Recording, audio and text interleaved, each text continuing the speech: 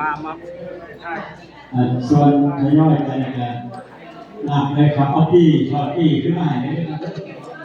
เอาพี่ที่ยอดต้นแต่ละต้นขึ้นมาให้นะครับแล้วใส่ไว้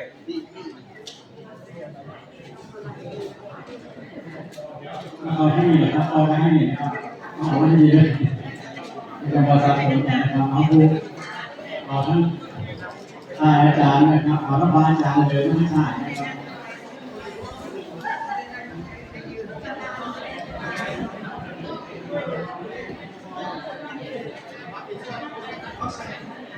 เอาจงกวางของนี้ไว้ผู้เจ้าพระนักที่มาถวายบาจารย์แบบยาออกมันจะบอกว่าขัดกันมาจงไว้ด้วยนะเด็กขาดีมากขอรับคุณเลยครับขอคุณเลยคนขอรับวันนี้ท็อปมีเอาไปพี่แหละครับมาถวายครูบาอาจารย์เป็นญาติของคุณโลดมันจะผสวนกันถวายแหละครับยาบอกเลยถวายยังเลยพอดีมันมีสวนกันเข้ามาทั้งที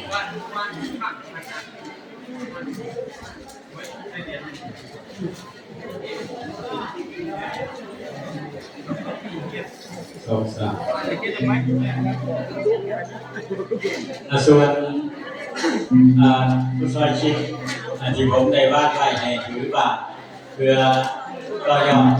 นะครับแมวบาทจะไปในปัญญา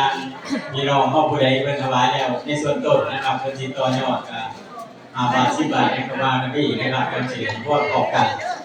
จะนับยอดใช้กระดิ่งเลยนะครับต่อช่วยทันทีเป็นไรครับช่วยชิดครับเรื่องบาทถามที่เขาอยู่ข้างใต้ครับพี่มาซะธรรมดาขอต่อยอดนะครับหรือต่อยอดนะพี่น้อง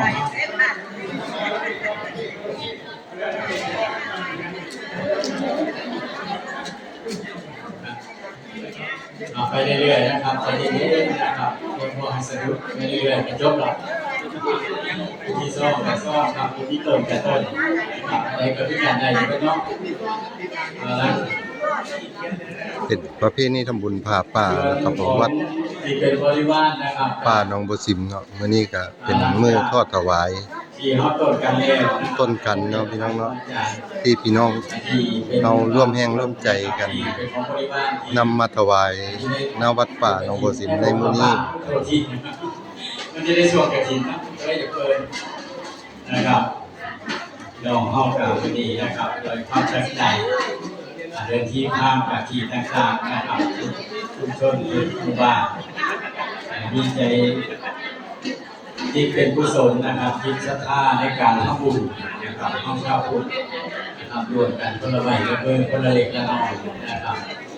เพื่อนกับโจเพื่อนกับปวกนะครับเปลี่ยนแบบบ้านเข้าแบบธรรมชาติทุกตัว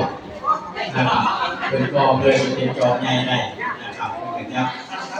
จากก้อนนั้นใส่ก้อนนี้จากก้อนนี้ใส่ก้อนนั้นเป็นจอปวกนะครับสูงกว่าเทียบเป็นเมตร2 เมตรกับนี่เนาะเข้าด้วยกันนะครับซอยกันผู้นี้ผู้น้อยผู้ร้ายนะครับมีหลายกับไปหลายผู้น้อยกับไปน้อยนะครับตัวออกความวันนี้จะให้คุณพ่อผู้โดดจันทบนะครับนักปราชญ์อาจารย์ผู้เลยนะครับในโซบ้ากับพี่น้องสาธุสาธุพวกผู้ขาขอพิธาจักสัจจาข้ามขา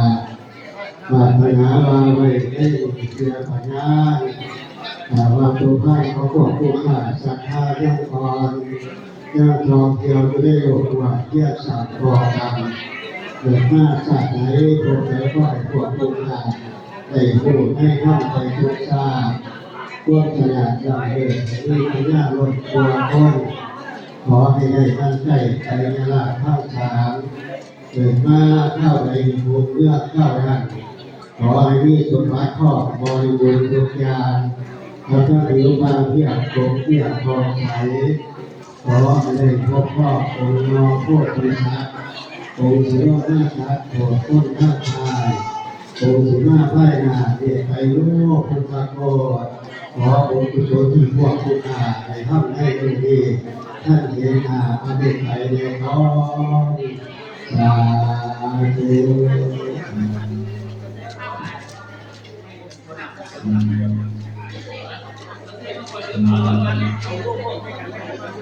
ขณะนี้ก็พี่น้องเอาก็กำลังหลั่งไหลมาทอดต้นทอดกันนะครับแต่พี่น้องทางบ้านใกล้บ้านไกลก็มาคือกันนะพี่น้องตอนนี้เพิ่นก็กำลังมาถวายครูบาอาจารย์วัดป่าหนองบัวสิมครับพี่น้องวันนี้ก็ผู้ข้าก็ได้มีโอกาสมาถ่ายทอดให้พี่น้องญาติธรรมทั้งหลายเนาะพี่น้องเนาะวันนี้ทางวัดป่าหนองบัวสิมก็เป็นบุญพระป่าเนาะครับผมก็คงสิเป็นบุญสุดท้ายในปีนี้เนาะพี่น้องเนาะสำหรับพี่น้องชุมชนในตำบลหนองบัวสิมของเฮาก็สิได้ทำบุญพระป่าเนาะครับผมที่วัดป่าหนองบัวสิมก็เป็นประเพณีบุญบ้านเฮาเนาะครับผมที่สร้างกันมาทุกปีเนาะพี่น้องเนาะต่อจากบุญกฐิน3วัดเนาะครับผมที่อยู่ในชุมชนหนองบัวสิมสำหรับวัดที่4ก็เป็นบุญพระป่าเนาะพี่น้องเนาะก็พี่น้องทางชุมชนหนองบัวสิมก็ร่วมแรงร่วมใจกันเนาะพี่น้องเนาะท่านนำพระป่าต้นกันมาถวายวัดป่าหนองบัวสิมเนาะครับผม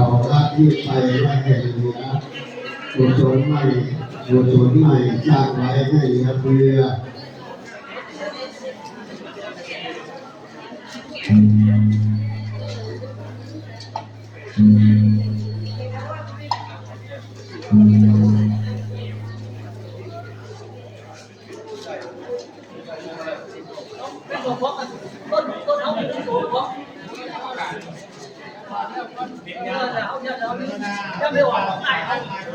สมาธิญาณสีวิกัปปะปัญญาเอระเดียงธนาโยมาตุงธานีโมตุอภิธานเสพุทธสัพพะโตขณะนี้ท่านนายกองค์การบริหารส่วนตำบลหนองบัวสิมท่านกำนันดิวพันธ์พวงเงินนะครับกำนันตำบลหนองบัวสิมก็มาเป็นประมุขประธาน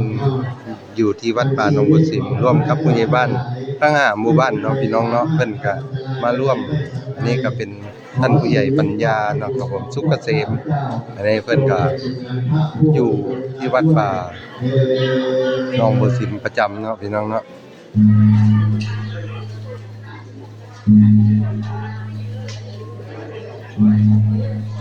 พี่น้องเฮาใกล้สิแล้วเนาะพี่น้องเนาะอันนี้เป็นต้นสุดท้ายแล้วเนาะของพี่น้องใน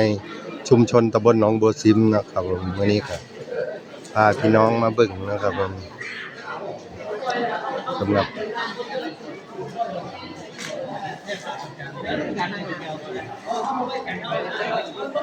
ซื้อมาบ่ได้ซื้อ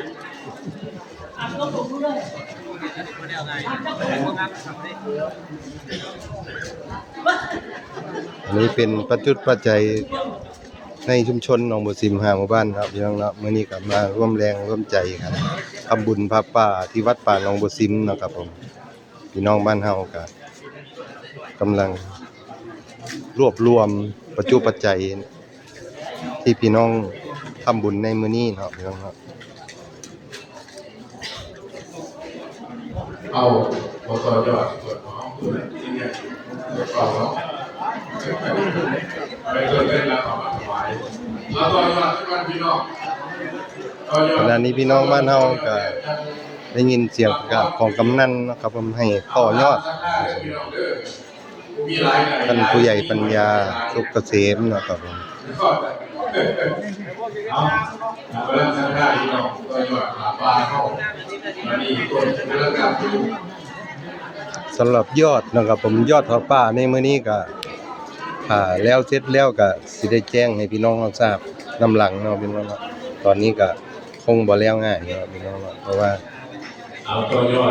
กำลังนับเงินคณะกรรมการหมู่บ้านนะครับร่วมกันกำลัง